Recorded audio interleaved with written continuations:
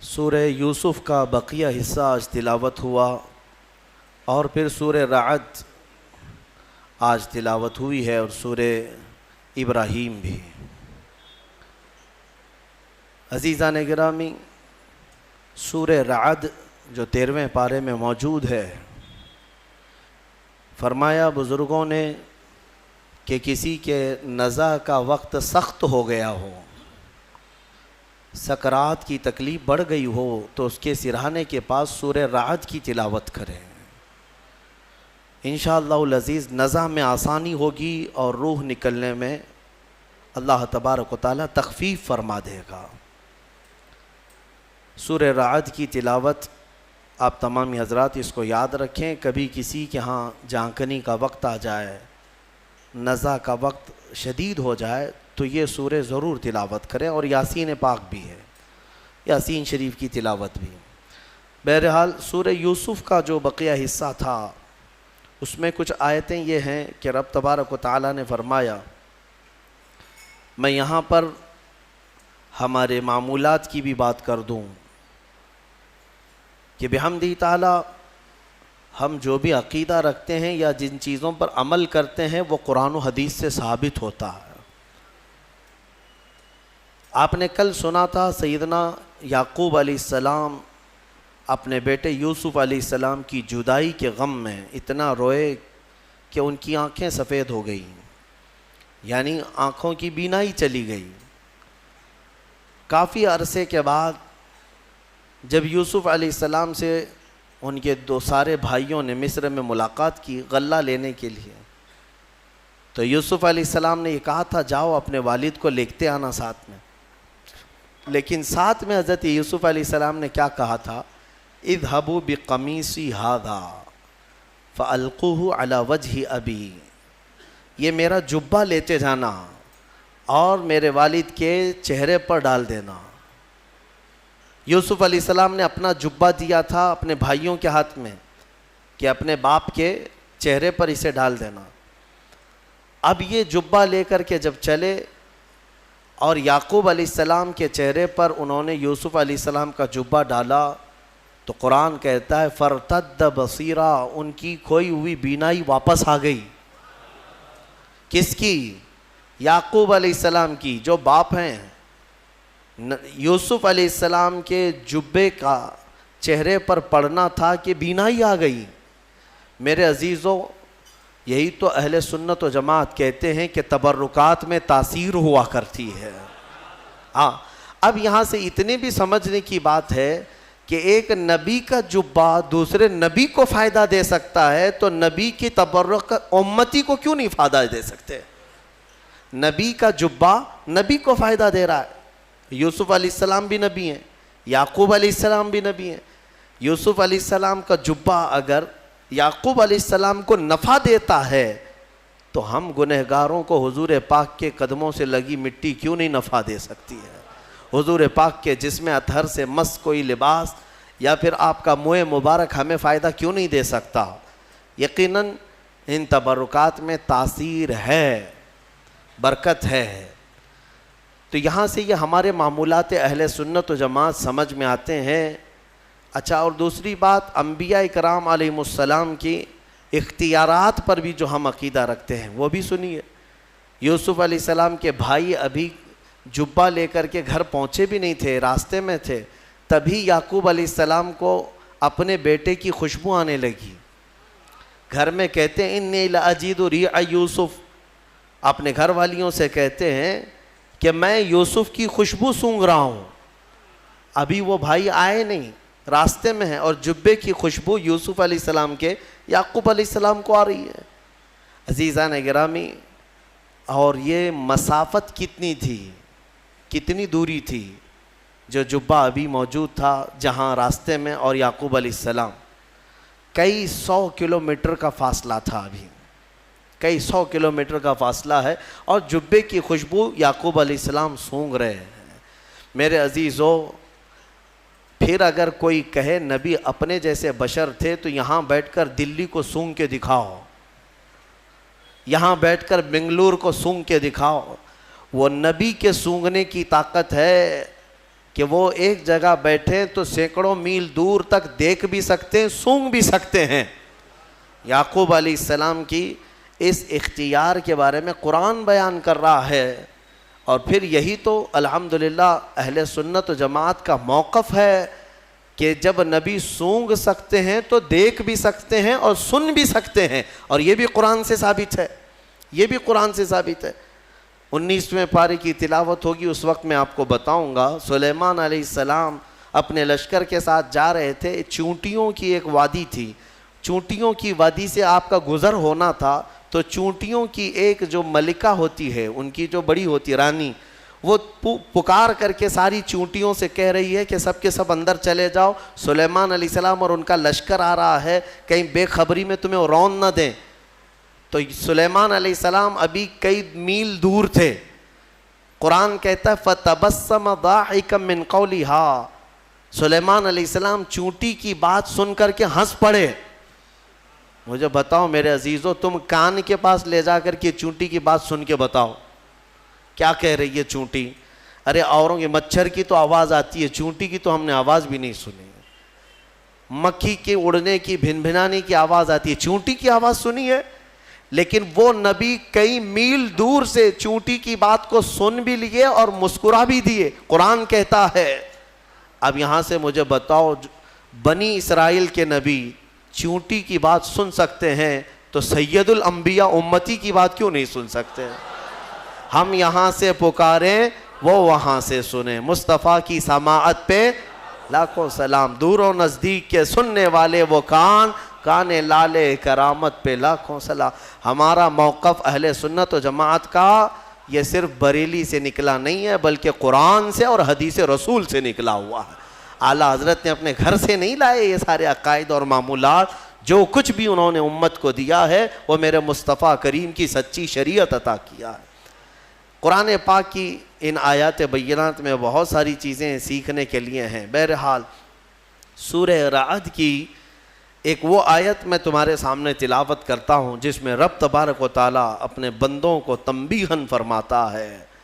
رب تبارک و تعالیٰ فرماتا ہے وَإِذَا أَرَادَ اللَّهُ بِقَوْمٍ سُوءًا فَلَا مَرَدَّ لَهَا، جب اللہ تعالیٰ کسی قوم کے ساتھ عذاب کا ارادہ کر لیتا ہے یا اسے ختم کرنے کا یا تباہ کرنے کا ارادہ فرما لیتا ہے تو پھر اسے کوئی نہیں ٹال سکتا۔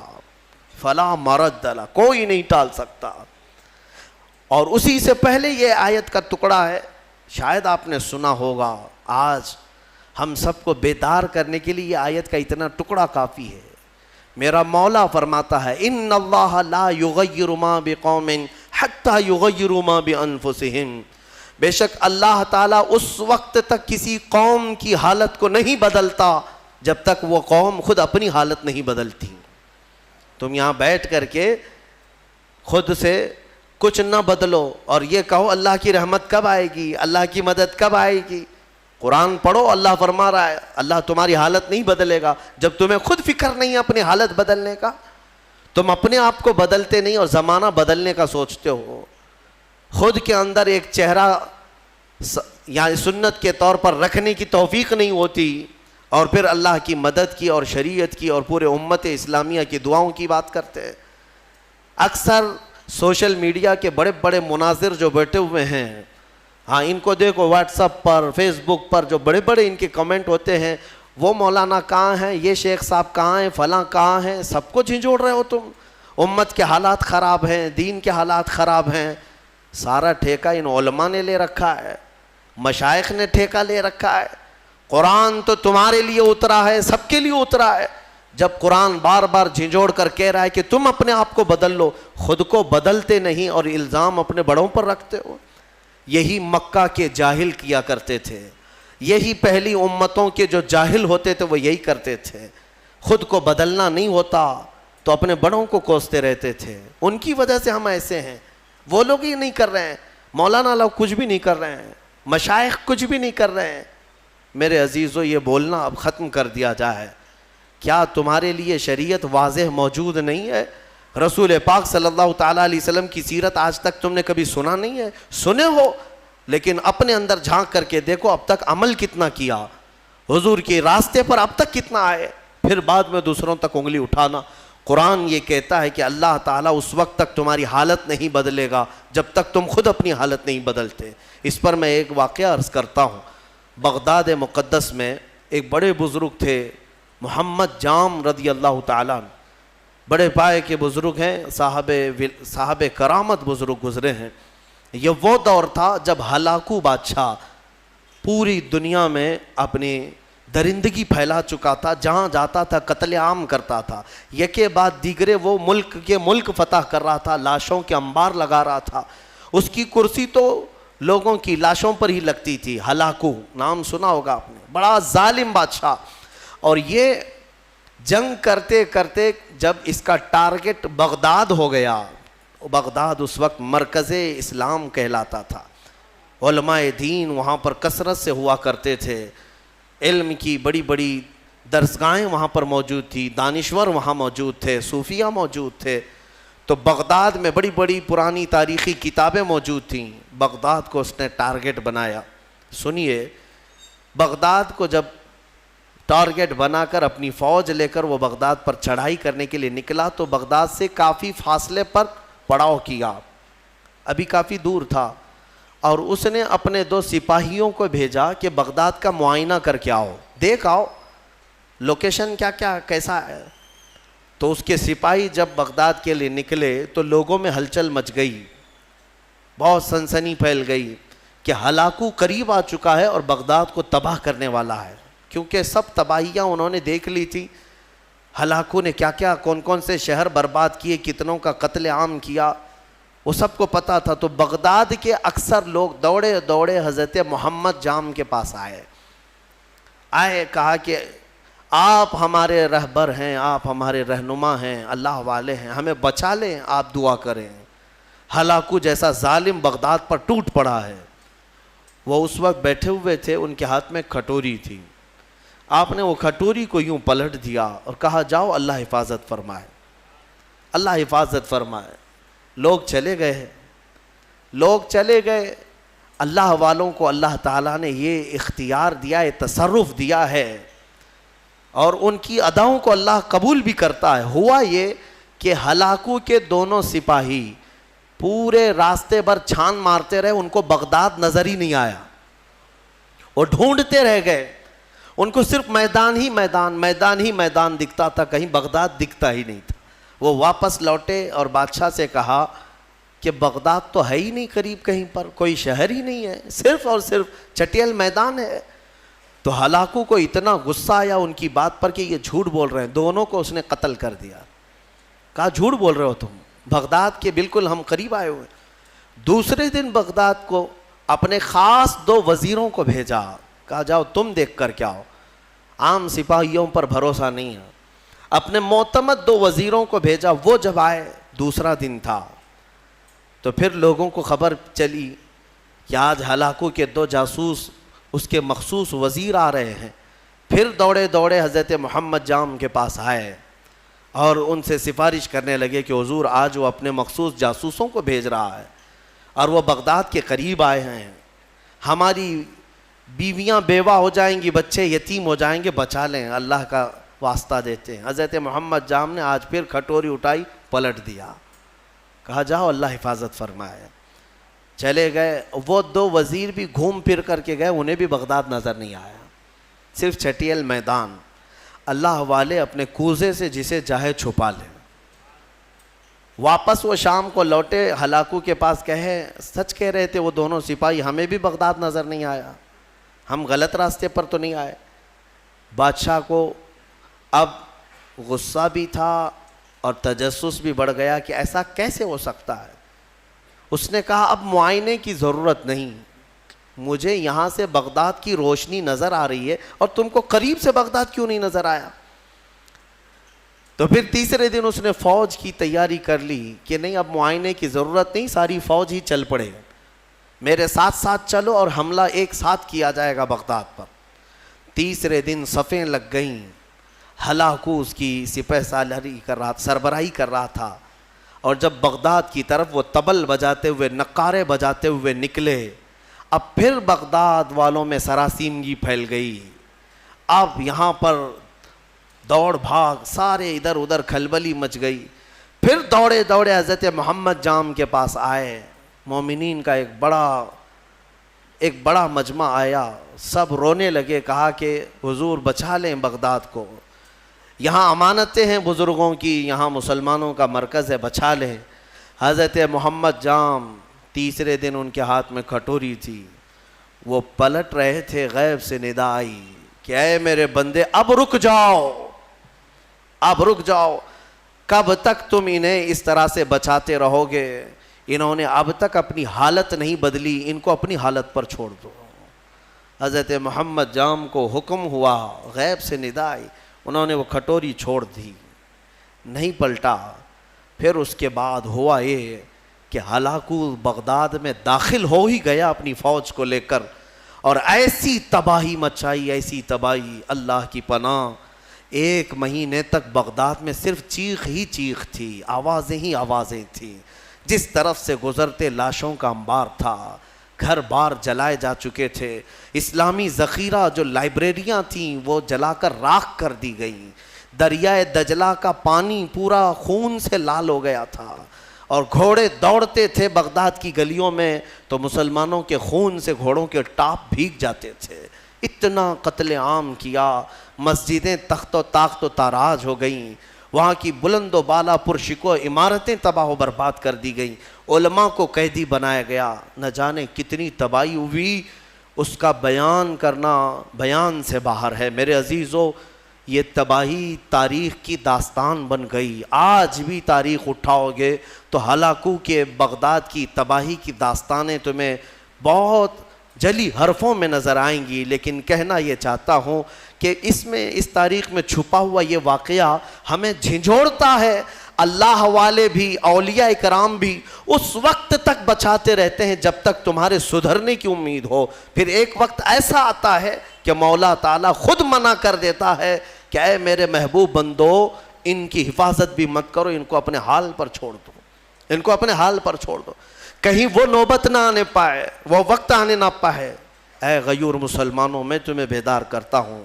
اسی لیے زمانہ ماضی کے کچھ شاعروں نے یہ کہا تھا، جگہ جگہ کے تھک چکے ہیں تمہیں یہ ہنگامے، اٹھو نشاط لذت خواب گراں بدل ڈالو. ہاں، غلط روی سے منازل کا بعد بڑھتا ہے، مسافروں رویش کارواں بدل ڈالو. اٹھو وگرنہ حشر نہ ہوگا پھر کبھی، دوڑو کہ زمانہ چال اپنی چل گیا. آج تمہیں پتہ ہے تمہاری تباہی کے منصوبے، اس کے تانے بانے پورے بنے جا چکے ہیں، تمہارے خاتمے کی منصوبے مکمل کیے جا چکے ہیں، اور تم آپس میں یہاں گتھم گتھا ہو. تم یہاں پر اب تک اپنے تاش کے پتے چھوڑنے کو تیار نہیں، تمہارے شراب کی دکانیں بند نہیں ہو پاتی، تمہارے نشے کی عادتیں ختم نہیں ہو پاتی. کہاں گیا وہ غیور نوجوان؟ جب میرے آقا صلی اللہ تعالیٰ علیہ وسلم تنہا آواز دیتے تھے تو سہاگ رات چھوڑ کر کے حنظلہ جیسا جوان بھی میدان میں آتا تھا، اپنی آج کی دلہن کو چھوڑ کر نکل آتا تھا. کہاں گیا وہ ہمارا نوجوان؟ بوڑھے بھی اپنے وقت میں، تمہیں پتہ ہے بدر کی رات کو دوسرے دن جانا ہے، مدینے کے ایک گھر میں باپ اور بیٹے میں جھگڑا ہو رہا ہے. کس بات پر؟ بیٹا کہتا ہے میں رسول پاک کے ساتھ جاؤں گا، باپ کہتا ہے نہیں میں جاؤں گا. دونوں میں جھگڑا ہو رہا ہے، اور دونوں نے حضور پاک صلی اللہ تعالیٰ علیہ وسلم کے پاس شکایت کی کہ آقا آپ فیصلہ فرما دیں کون جائے گا. بیٹا کہتا ہے یہ باپ میرے بوڑھے ہو چکے ہیں، انہیں گھر سنبھالنے دیں. بوڑھے کہتے ہیں نہیں میرا حق زیادہ ہے، میں عمر والا ہوں، اس کا تجربہ کم ہے، میں آپ کے ساتھ جاؤں گا. یہ کھیلنے کے لیے مقابلہ نہیں ہو رہا ہے، جان دینے کے لیے مقابلہ ہو رہا ہے، گردنیں لے کر کے نکلنے والا ہے. حضور پاک نے فرمایا قرآن اندازی کر لو، قرآن اندازی کر لو، نام نکالو. قرآن اندازی کی گئی تو بیٹے کا نام نکلا. باپ نے کہا میں یہ قرآن نہیں مانوں گا، اور ایک بار قرآن کرو. دوبارہ قرآن اندازی کی گئی، پھر جوان بیٹے کا نام نکلا. میرے مصطفیٰ کریم صلی اللہ علیہ وسلم نے فرمایا اس بوڑھے صحابی سے، کہا آپ گھر بیٹھ جائیں، آپ کا یہ لال، آپ کا یہ جوان میرے ساتھ چلے گا. جانتے ہیں حضور کے اس فرمان کے بعد وہ بوڑھے صحابی دھاڑے مار کر رونے لگے، یا ویلا یا ویلا، اے اللہ یہ کتنی بری حالت ہے میری کہ میرے بڑھاپے نے مجھے مصطفیٰ سے دور کر دیا. اگر میں بوڑھا نہ ہوتا تو آج چلا گیا ہوتا. وہ جذبہ کہاں چلا گیا ہمارا؟ وہ جوش کہاں چلا گیا؟ وہ ولولہ کہاں گیا؟ تم بدلتے نہیں اور پوری دنیا میں بیٹھ کر تسبیح کے دانے گھما کر اور تم کہتے ہو اللہ کی رحمت آ جائے، اللہ کی مدد آ جائے. یاد رکھو یہ سنت کے خلاف ہے، سنت کے خلاف ہے. میں خود اپنے آپ پر کبھی کبھار کوستا ہوں کہ ہاں ٹھیک ہے، اللہ تعالیٰ نے ایک منبر دیا یا آواز دی تو میں جو بول سکتا ہوں بول رہا ہوں. مجھے اتنی امید ضرور ہے کہ ہماری زبان سے آواز نکلے گی، مولا کسی کے بھی دل کو بیدار ضرور کرے گا. بیدار تو ہوں گے، لیکن ساتھ میں مجھے اس بات کا افسوس ہوتا ہے کہ آج ہمارے حالات ایسے ہیں کہ کمرے میں بیٹھ کر ڈسکس کر رہے ہیں، واٹس ایپ پر بیٹھ کر چیٹنگ کر رہے ہیں، ایک جگہ کی دوسرے جگہ کی ویڈیو وائرل کرتے ہیں کہ دیکھو فلاں جگہ ایسی آتنک مچائی جا رہی ہے، ایسے کیا جا رہا ہے. یہ سارا کا سارا انتظام تو تم واٹس ایپ پہ کر رہے ہو، تمہاری ساری تیاری تو صرف فیس بک پہ ہے. باقی باہر نکلو تو دیکھو نہ چہرے سے تمہیں غلام مصطفیٰ کوئی کہنے کو تیار ہے، نہ تمہارے لباس سے کوئی تمہیں غلام مصطفیٰ کہنے کو تیار ہے، نہ تمہاری زبان سے، نہ تمہارے اخلاق سے، نہ تمہارے معاملات سے.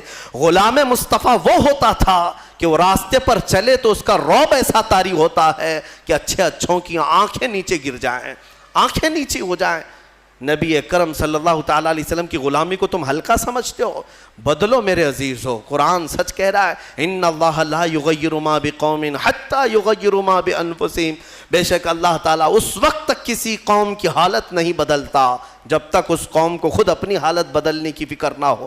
اسی لیے اقبال نے کہا تھا قوت فکر و عمل پہلے فنا ہوتی ہے، پھر کسی قوم کی شوکت پہ زوال آتا ہے، پھر کسی قوم کی شوکت پہ زوال آتا ہے. ہماری شوکت، ہماری شان، ہماری بان پر جو آج زوال آیا ہے اس سے پہلے ہمارے سوچ و بچار اور ہمارے عمل کی قوت فنا ہو گئی ہے. ہاں سب کچھ ختم کر کے اب ہم یہ زوال کے دن دیکھ رہے ہیں. بہت تیزی سے دن بدلے ہیں میرے عزیزو، ہماری آنکھوں کے سامنے بدلے ہیں. میں یہ نہیں کہہ رہا بدل رہے ہیں، بدل چکے ہیں. آج سے صرف 10 سال پہلے جاؤ، آج سے صرف 5 سال پیچھے بھی جاؤ، جو حالات تھے وہ آج بہت تیزی سے بدل چکے ہیں. اور پھر اگلے جو آئیں گے اتنے عرصہ بھی تمہیں مہلت نہیں دی جائے گی. دشمن گھات لگا کر اپنی کمین گاہوں سے تمہاری طاق میں ہے. اسی لیے میں نے کل بھی ایک جملہ کہا تھا کہ نشیمن سے دھواں اٹھتا ہے اور تم کہتے ہو ساون ہے. گھر میں آگ لگی ہے اور دھواں نکل رہا ہے اور تم کہہ رہے ہو ساون کا موسم چل رہا ہے. میرے عزیز بچوں، آج یہ گلی ڈنڈے کا وقت بھی نہیں، کرکٹ اور ہاکی اور فٹ بال کا وقت بھی نہیں ہے تمہارے پاس. تمہارے ہاتھوں میں قرآن عظیم آ جانا چاہیے، تمہاری زبانوں پر اب منغمات مصطفیٰ آ جانا چاہیے. تم پوچھو گے اس سے ہوگا کیا؟ تمہیں پتہ نہیں کیا ہوگا، تمہیں اندازہ بھی نہیں ہے. قرآن کی ایک آیت اگر مولا پہاڑوں پر نازل کرے تو وہ ریزہ ریزہ ہو جائیں گے، وہ ریزہ ریزہ ہو جائیں گے. کیا قرآن پر یقین نہیں ہے تمہیں؟ اللہ نے فرمایا لو انزلنا هذا القرآن على جبل لرأيته خاشعا متصدعا من خشية اللہ. اگر ہم یہ پہاڑوں پر نازل کرتے تو تم دیکھتے کہ اللہ کی خشیت سے یہ ریزہ ریزہ ہو جاتے. آج تمہارے ہاتھوں میں اگر قرآن آ جائے اور تمہارے سینے میں بس جائے، پھر دیکھنا قرآن کی اس طاقت کو لے کر جس راہ سے گزرو گے دشمن ریزہ ریزہ ضرور ہوں گے، ضرور ہوں گے. آج تمہارے پاس جو طاقت ہے، قوت ہے، وہ قرآن ہے اور عشق مصطفیٰ ہے. اور عشق مصطفیٰ نعروں سے نہیں. ہاں آپ یہی کہیں گے کہ ہم تو عاشقان مصطفیٰ ہیں، ہم میلاد بھی مناتے ہیں، نعتیں بھی پڑھتے ہیں، نعرے بھی لگاتے ہیں سب. اگر نعرے لگانا اور نعت مصطفیٰ پڑھنا ہی عشق مصطفیٰ کی علامت ہوتی تو نہ بدر ہوتی، نہ احد ہوتا، نہ خندق ہوتی، نہ حنین، کچھ نہیں ہوتا. سب صحابہ بیٹھ کر مسجد نبوی میں ہی نعرے لگاتے، سب دشمن فنا ہو جاتے. ایسا نہیں ہے. پہلے میدان میں اپنے عمل کے ساتھ اترو، اپنے عمل کے ساتھ اترو. ہاں تم حضور پاک صلی اللہ تعالیٰ علیہ وسلم کے عاشق ہو تو عمل کے ساتھ آؤ، تم اپنے آپ کو بدلو.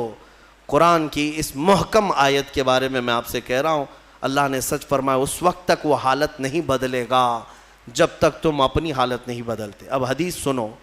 میرے آقا صلی اللہ علیہ وسلم فرماتے ایک بندہ اگر اپنے آپ کو بدلنا چاہے، کتنا ٹائم لگنا چاہیے بدلنے میں آپ کو؟ کب تک؟ کچھ تو لمٹ ہوگی. آپ بدلنا چاہیں, حضور فرماتے ہیں اگر کوئی بدلنا چاہے اور نکل پڑے مولا کے راستے پر, حضور فرماتے ہیں کہ اگر وہ ایک بالشت آگے بڑھے گا تو رب تبارک و تعالیٰ کی رحمت ایک ہاتھ آگے بڑھ جائے گی. اگر وہ چل کر کے آئے گا تو مولا کی رحمت دوڑ کر اسے لے گی. ہاں, تمہارے صرف اٹھنے کی دیر ہے. تم نے بنی اسرائیل کے اس شخص کے بارے میں سنا نہیں, حدیث پاک میں, صحیح حدیث پاک, جس نے 100 لوگوں کا قتل کیا تھا, 100 لوگوں کا قتل کیا اور توبہ کے ارادے سے وہ نکلا. اسے ایک عالم دین نے بتایا کہ جاؤ بیت المقدس کی طرف, اللہ کے گھر کی طرف, تم جاؤ وہاں توبہ کرو, اللہ تعالیٰ تمہاری توبہ قبول کرے گا. وہ اپنے گھر سے نکلا, بیچ راستے میں اس کا انتقال ہو گیا. توبہ کرنے کی مہلت بھی نہیں آئی, ابھی اس جگہ پہنچا بھی نہیں تھا.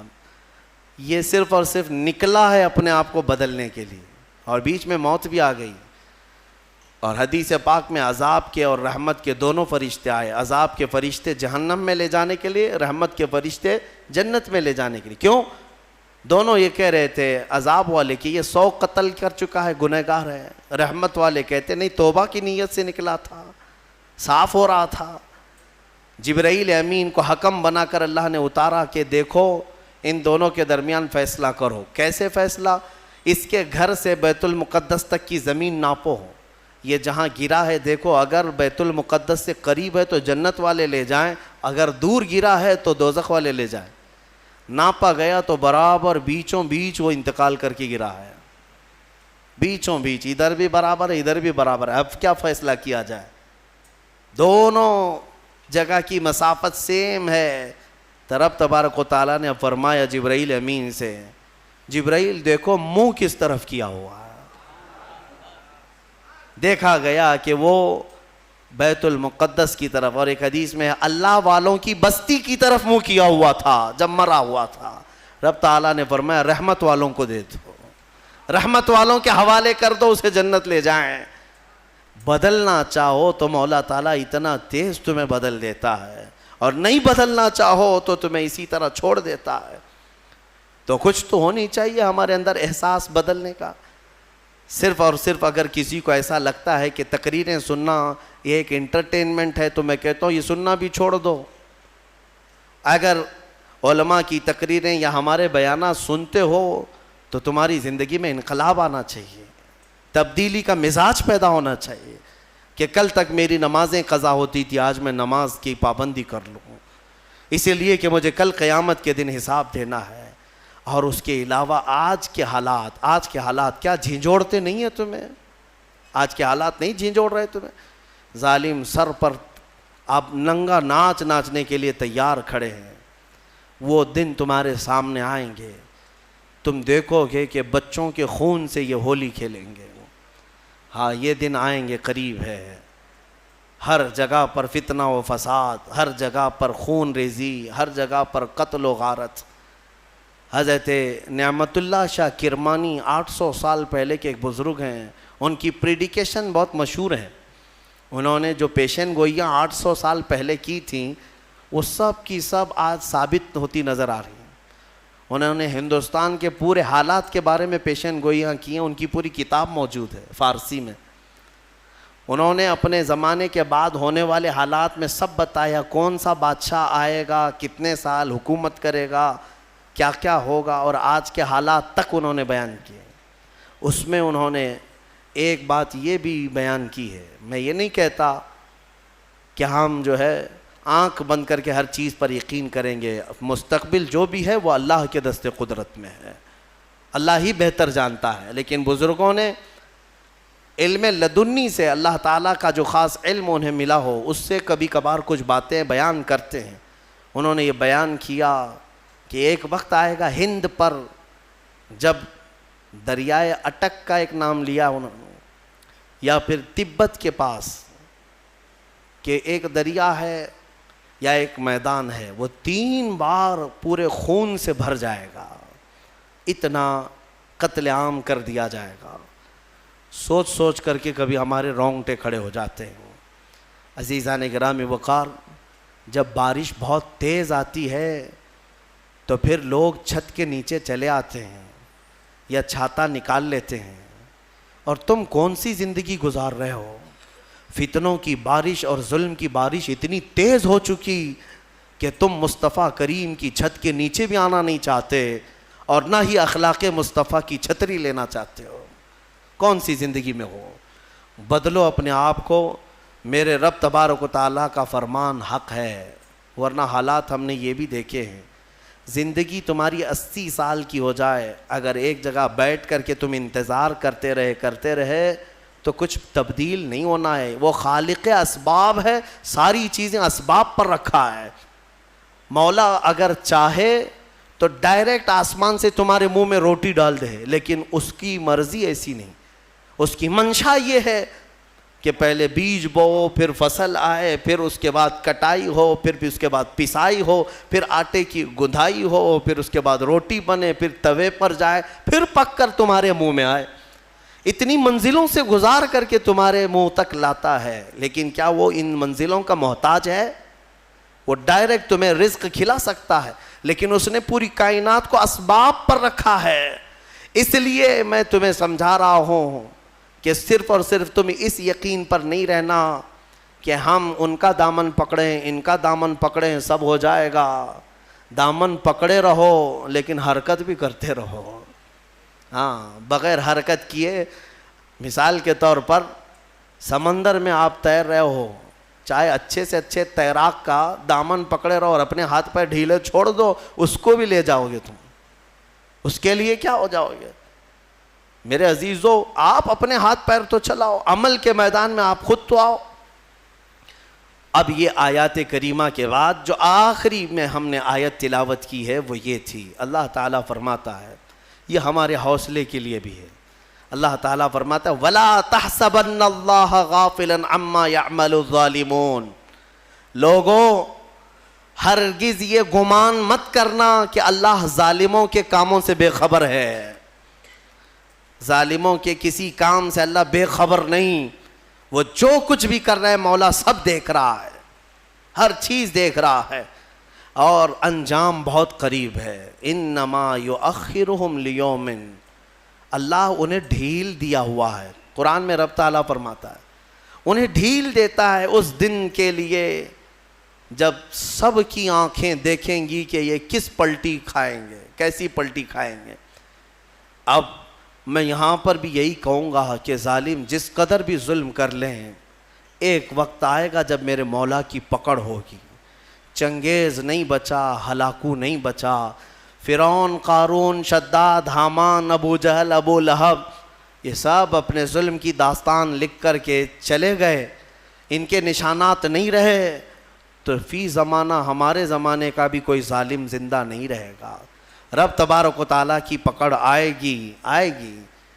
یہ اور بات ہے کہ ایک بڑے بزرگ نے لکھا ہے، وہ بہت اچھی لگی مجھے بات، فرمایا کہ اگر اللہ تبارک و تعالیٰ کسی قوم سے ناراض ہو، اللہ کسی قوم سے ناراض ہو تو سزا کے طور پر انہیں حاکم ظالم دے دیتا ہے۔ ظالم حاکم ہی اس قوم کی سزا ہے۔ اکثر یہ دیکھا گیا ہے کہ قوم کی سزا ظالم حاکم ہی بن جاتا ہے۔ رب تعالیٰ کی طرف سے ایسے یہ انجام ہوتے ہیں میرے عزیزوں۔ پھر جب اجتماعی توبہ کرو گے، اپنے آپ کو بدلو گے، تو مولا بھی یہ کائنات کے سارے اس نظام کو بدل دے گا۔ اور ایک آیت یہ بھی میں سنا دوں، اللہ فرماتا ہے اگر تم نہیں چینج ہونا چاہتے، طے کر کے رکھے ہو کہ جیسے ہم ویسے ہی رہیں گے، بولنے دو مولانا لوگوں کو، ہم جیسے ویسے ہی رہیں گے، ان یشاء یذھبکم، اللہ فرماتا ہے اگر تم یہ نہیں چاہتے بدلو، اگر اللہ چاہے تو تم سب کو ختم کر دے گا۔ وَيَسْتَخْلِفْ مِن بَعْدِكُم مَّا يَشَاءُ، تمہارے بعد پھر جسے وہ پسند کرے گا اس کو اپنی زمین پہ لائے گا، پھر کسی اور قوم کو وہ بسائے گا۔ ہم سے پہلے بھی قومیں آباد رہی ہیں، تم سے نظام کائنات نہیں ہے، تم سے دنیا نہیں چل رہی ہے، تمہاری وجہ سے سورج اور چاند کا نظام نہیں ہے، تمہیں تو اللہ تبارک و تعالیٰ نے اس کائنات میں ٹھہرنے کا موقع دیا ہے۔ اگر تم یہ سمجھ رہے ہو کہ میرے ہی سے سب چل رہا ہے تو خام خیالی ہے۔ ہاں بدلنے کی اپنے آپ کو فکر آج ہی سے طے کر لو. رمضان ہے، بہترین موقع ہے. اللہ رب العزت کو گواہ بناؤ، میرے مصطفیٰ کو حاضر و ناظر مان کر ان کے دربار میں یہ کہہ دو ایک بار میرے آقا کو شاہد مانتے ہو، میرے آقا کو حاضر مانتے ہو، میرے آقا کو ناظر مانتے ہو، تو پھر ان کے سامنے ہاتھ جوڑ کر کے یوں کہو میں مجرم ہوں آقا مجھے ساتھ لے لو، میں مجرم ہوں آقا مجھے ساتھ لے لو، کہ رستے میں ہیں جا بجا تھانے والے، چمک تجھ سے پاتے ہیں سب پانے والے، میرا دل بھی چمکا دے چمکانے والے، برستا نہیں دیکھ کر ابر رحمت، ہم بدوں پر بھی برسا دے برسانے والے. ایک میں کیا میرے عصیاں کی حقیقت کتنی، مجھ سے 100 لاکھ کو کافی ہے اشارہ تیرا. یا رسول اللہ تو جو چاہے تو میل میرے دل کے دھلیں، کہ خدا دل نہیں کرتا کبھی میلا تیرا. یا رسول اللہ تیرے ٹکڑوں پہ پلے، غیر کی ٹھوکر پہ نہ ڈال، جھڑکیاں کھائیں کہاں چھوڑ کے صدقہ تیرا. گندے نکمے کمی مہنگے ہیں کوڑی کے 3، کون ہمیں پالتا تم پہ کروڑوں درود. اور بے ہنر و بے تمیز کس کو ہوئے ہیں عزیز، ایک تمہارے سوا تم پہ کروڑوں درود. کر کے تمہارے گناہ مانگے تمہاری پناہ، اور تم کہو دامن میں آ تم پہ کروڑوں درود. بخش دو جرم و خطا تم پہ کروڑوں درود. گرچہ ہیں بے حد قصور تم ہو عفو و غفور، گرچہ ہیں بے حد قصور تم ہو عفو و غفور. بخش دو جرم و خطا تم پہ کروڑوں درود. رزق کے قاسم ہو تم، خلق کے حاکم ہو تم، جو ملا تم سے ملا تم پہ کروڑوں درود. یا رسول اللہ تم ہو حفیظ و مغیث، کیا ہے وہ دشمن خبیث. تم ہو حفیظ و مغیث، کیا ہے وہ دشمن خبیث. تم ہو تو پھر خوف کیا تم پہ کروڑوں درود. بس یہ اعلیٰ حضرت نے ہمیں سکھایا ہے، یہ اعلیٰ حضرت نے ہمیں سکھایا ہے. جس دن تم بیدار ہو کر میرے نبی کو شاہد مان کر کے یہ کہہ لو گے، انشاءاللہ وہ بدلیاں چھٹ جائیں گی، وہ ابر ہٹ جائے گا، یہ ظالموں کی نحوست ختم ہو جائے گی. دیکھنا تم اپنی آنکھوں سے ان کیڑوں کو مرتے ہوئے دیکھو گے، تم اپنی آنکھوں سے ان دجالوں کو تباہ ہوتے ہوئے بھی دیکھو گے. انشاءاللہ ایک دن میری یہ قوم بدل جائے گی. تو اقبال نے بھی کہا تھا کہ کفر دم توڑ دے گا ٹوٹی ہوئی شمشیر کے ساتھ، گر تم نکل آ جاؤ ایک بار نعرہ تکبیر کے ساتھ. بس ایک بار تم نکل آؤ نعرہ تکبیر کے ساتھ. وہ نعرہ نہیں جو صرف اور صرف تم اپنے لیے لگاتے ہو یا پھر انٹرٹینمنٹ کرتے ہو، بلکہ وہ نعرہ جو کبھی ابو عبیدہ بن جراح سے نکلا تھا، کبھی خالد بن ولید کی زبان سے نکلا تھا، کبھی حمزہ بن عبد المطلب سے نکلا تھا. ان کی زبانوں سے جو نعرہ نکلتا تھا وہ روح سے نکلتا تھا، اور ان کا یقین کامل ہوا کرتا تھا، چاہے دنیا کی ساری طاقتیں سامنے ہو مولا میرے ساتھ ہے. انشاءاللہ العزیز وہ وقت تبدیلی کا ان قریب آئے گا. مجھے امید ہے امام مہدی کو ابھی آنا ہے، عیسیٰ علیہ السلام کو ابھی اترنا ہے، اور پوری دنیا میں اسلام کا پرچم ابھی لہرانا باقی ہے. میرے آقا نے فرمایا ہے اس وقت تک قیامت نہیں آئے گی جب تک پوری دنیا کا دین صرف اور صرف اسلام ہی رہے گا، صرف اسلام رہے. اور میرے آقا نے فرما دیا تو میں کہتا ہوں زمین ٹل جائے گی، زمانہ ٹل جائے گا، میرے مصطفیٰ کا فرمان کبھی نہیں ٹلے گا. وہ ہو کر رہنا ہے.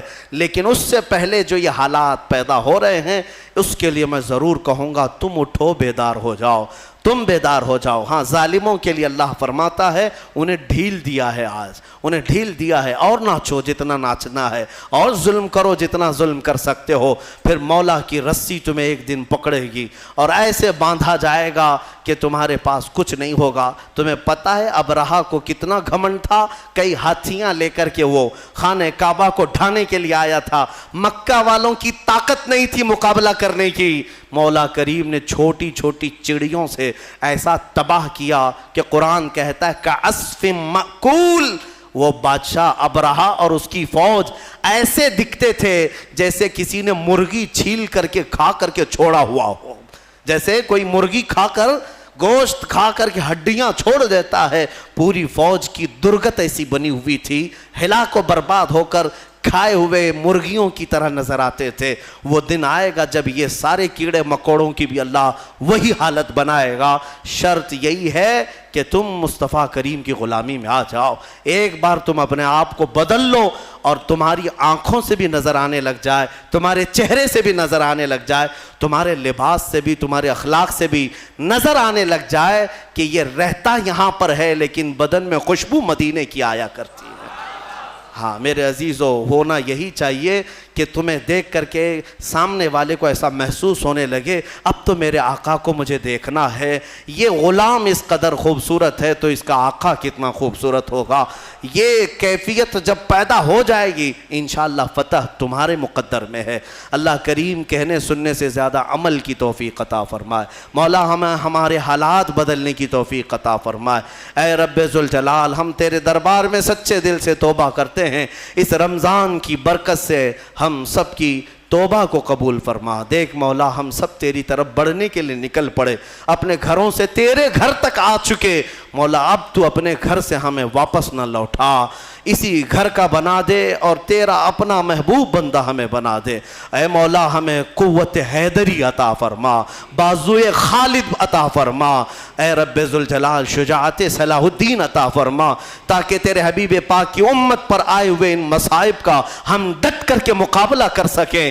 اے کریم خدا، ہماری ایمان میں قوت اور شجاعت عطا فرما، ہم سب کو ثابت قدمی عطا فرما۔ مولا ہماری قوم کے بچوں کو، جوانوں کو، بوڑھوں کو، ہمارے علماء کو، مشائخ کو بزدلی سے نجات عطا فرما دے، بزدلی سے آزاد فرما دے۔ مولا جب تک جئیں سر اٹھا کر تیرے حبیب کی غلامی میں جئیں، اور جب موت کا وقت آئے تو مولا تیرے نعروں کے ساتھ ہمارا لاشا اٹھایا جائے۔ وآخر دعوانا ان الحمدللہ رب العالمین۔